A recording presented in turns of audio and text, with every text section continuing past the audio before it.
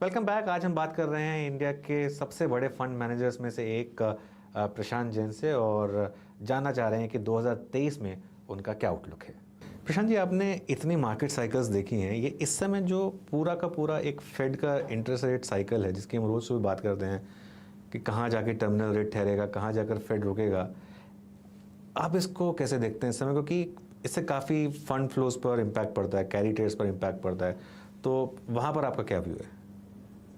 ये देखिए, ये आपने बहुत अच्छा पॉइंट उठाया है और आज जो सबसे बड़ा इशू है वो यही है कि कोविड के बाद जो एक फेड ने मैसिव लिक्विडिटी इंजेक्शन किया और जो इंटरेस्ट रेट्स बहुत काटे थे, आज उसका नॉर्मलाइजेशन का रिवर्सल का दौर चल रहा है और फेड की बैलेंस शीट जो कोविड के बाद लगभग डबल हो गई थी या डबल से भी ज़्यादा हो गई थी, अब उसको धीरे धीरे कम करेंगे।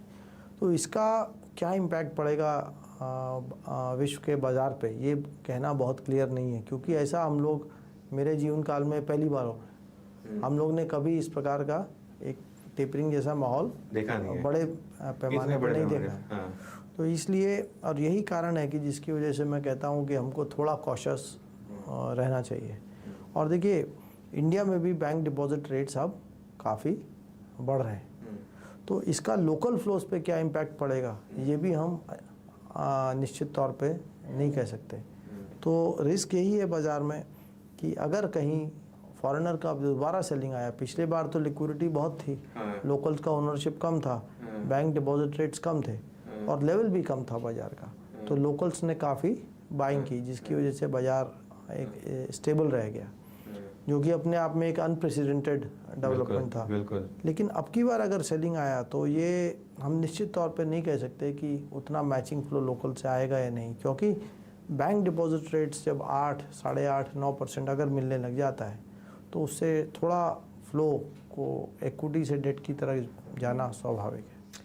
ये एक्चुअली आपने मुझे दिन की सबसे बड़ी हेडलाइन दे दी, क्योंकि हम तो सभी एज्यूम कर रहे थे कि जैसे इस बार एफआईएस ने 2.7 लाख करोड़ बेचा, डीआईएस ने एग्जैक्टली 2.7 लाख करोड़ बाय किया।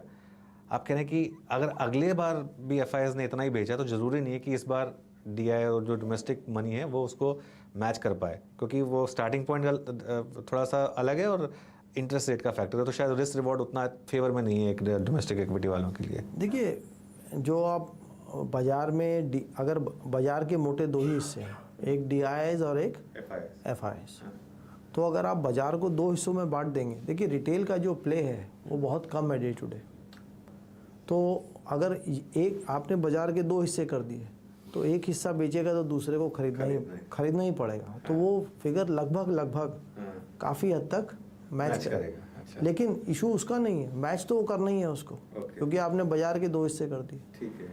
लेकिन इशू ये है कि वो जो बाइंग हो रही है तो लेवल घट के होती है, बढ़ के होती है, तो किसका दबाव, किसका प्रेशर ज़्यादा है, किसका फोर्स ज़्यादा है।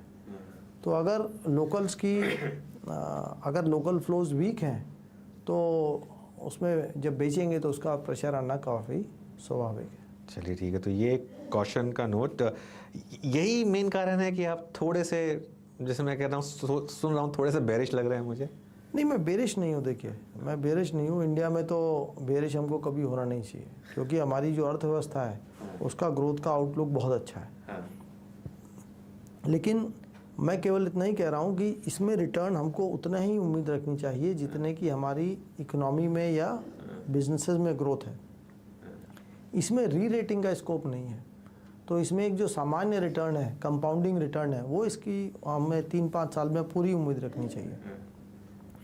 इक्विटी में जो बड़ा पैसा बनता है वो समय के साथ ही बनता है। बिल्कुल। तो ये हमारी इकोनॉमी में, हमारे इंडेक्स में वो क्षमता है कि हर 5-6 साल में पैसा फिर हमारा डबल करता जाए, लेकिन इसमें कोई कैचअप का फेज़ नहीं बचा है कि हम कहें कि हमारा पी मल्टीपल और बढ़ जाएगा। तो इसमें एक सामान्य कंपाउंडिंग रिटर्न की पूरी जगह है, ये बाज़ार ओवर वैल्यूड नहीं है। तो मैं बेरिश बिल्कुल नहीं हूँ, लेकिन इसमें एक बैलेंस हमको व्यू रख के चलना पड़ेगा। और जहाँ तक यूएस इंटरेस्ट रेट्स की बात है, वो एक डेफिनेटली हमको ऑब्जर्व करना चाहिए और उसका भी जवाब हमको अगले 3-6 महीने में मिल जाएगा। ठीक है, एक तो बात होगी यूएस इंटरेस्ट रेट्स की, एक और जो मार्केट को रिस्क लग रहा है कि क्या यूएस में रिसेशन आएगा, और अगर वो आया तो क्या वर्ल्ड इकॉनमी पर, वर्ल्ड मार्केट्स पर भी उसका इम्पैक्ट पड़ेगा। आपके एक्सपीरियंस में अगर ऐसा होता है तो मार्केट्स किस तरीके से बिहेव करते हैं? देखिए, अगर यूएस में या वेस्ट में रिसेशन आता है तो उसका भारत की अर्थव्यवस्था पर, इकोनॉमी पे कोई नेगेटिव इम्पैक्ट मीनिंगफुल नहीं पड़ना चाहिए। और उसका दो कारण है कि इंडिया को बाहर से क्या चाहिए। हमको चाहिए ऑयल और हमको चाहिए कैपिटल। और अगर रिसेशनरी कंडीशन है बाहर तो दोनों सस्ते हो जाते हैं, तो हमारे लिए लाभ है। जहाँ तक भारत की एक्सपोर्ट्स का बात है तो हमारा ग्लोबल एक्सपोर्ट्स में मार्केट शेयर केवल 1.5-2% के आसपास है। तो हमारी जो भी ग्रोथ आनी है एक्सपोर्ट्स की, 80% ग्रोथ उसमें मार्केट शेयर गेन से आनी है। अगर हम मार्केट शेयर गेन नहीं कर पाए तो मतलब हमारी एक्सपोर्ट की ग्रोथ 2-3% ही रह जाएगी, क्योंकि वर्ल्ड इकोनॉमी का ग्रोथ तो उतना ही है। तो मेरे ख्याल से बाहर स्लो डाउन का हमारे एक्सपोर्ट्स पे कोई मीनिंगफुल इम्पैक्ट भी एक मीडियम टर्म में नहीं पड़ेगा। तो मेरे ख्याल से रिसेशन का इंडिया के इकोनॉमी को कोई नुकसान नहीं है। हाँ, ये ज़रूर है कि अगर वहाँ के मार्केट्स उनके रिसेशन के चलते काफ़ी घटते हैं तो एक सेंटिमेंटल तौर पे इंडिया में कुछ समय के लिए बाज़ार में करेक्शन आ सकता है। चलिए, एक आखिरी सवाल आपसे, आपने इस साल का न्यू ईयर रेजोल्यूशन क्या बनाया है? मैंने ऐसा कोई रेजोल्यूशन बनाया नहीं है। अगर बनाना चाहेंगे तो क्या बनाना चाहेंगे? बनाना चाहेंगे, ये मतलब अच्छा काम करते हैं ना, और तो क्या है, मतलब ऐसा कुछ सोचा नहीं।